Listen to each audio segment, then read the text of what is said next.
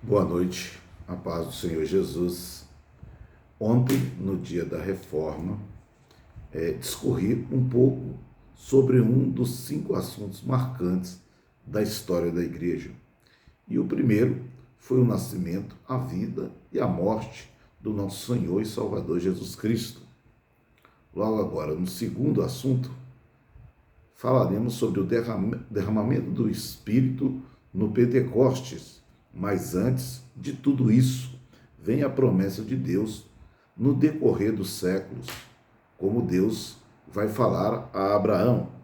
Deus disse a Abraão: em ti serão benditas todas as famílias da terra.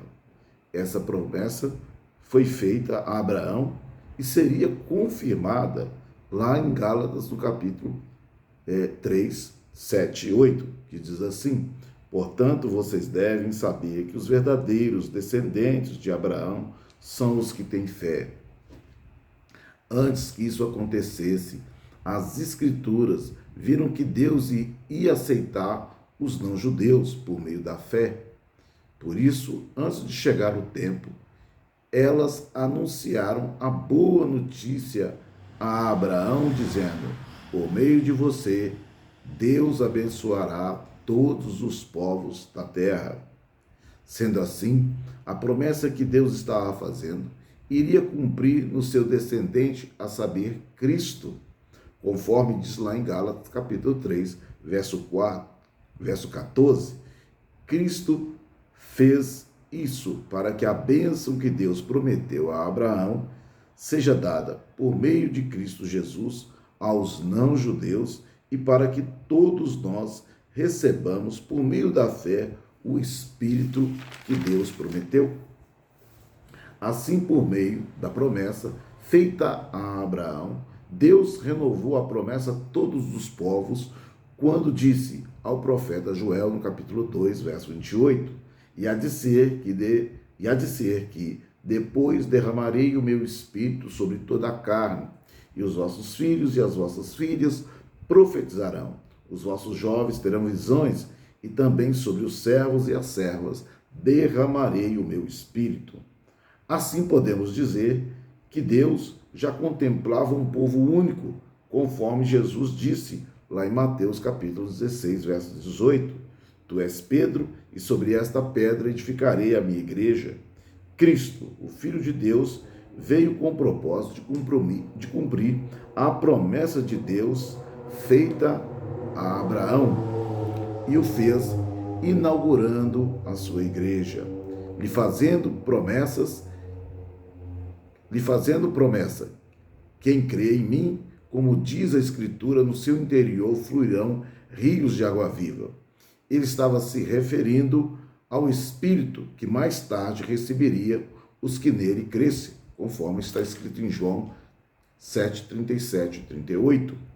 Mas Cristo falaria sobre este assunto mais claramente aos seus discípulos lá em João, no capítulo 14, no verso 15, conforme está escrito: se vocês me amam, guardarão os meus mandamentos.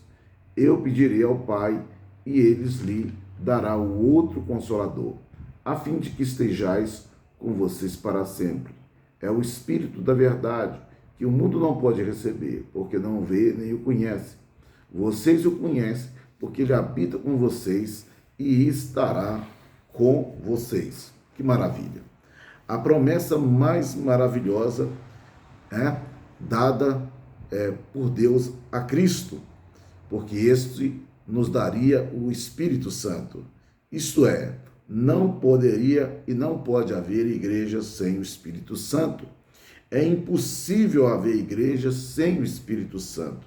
E é por isso que Cristo disse, depois de sua ressurreição: não se afaste de Jerusalém, mas espere a promessa do Pai, o qual vocês ouviram de mim.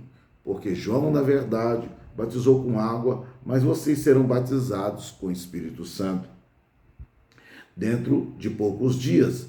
E mais, lá em Atos 1:8 diz: mas vocês receberão poder ao descer sobre vós o Espírito Santo, e serão minhas testemunhas em Jerusalém, Judeia, Samaria e até os confins da terra.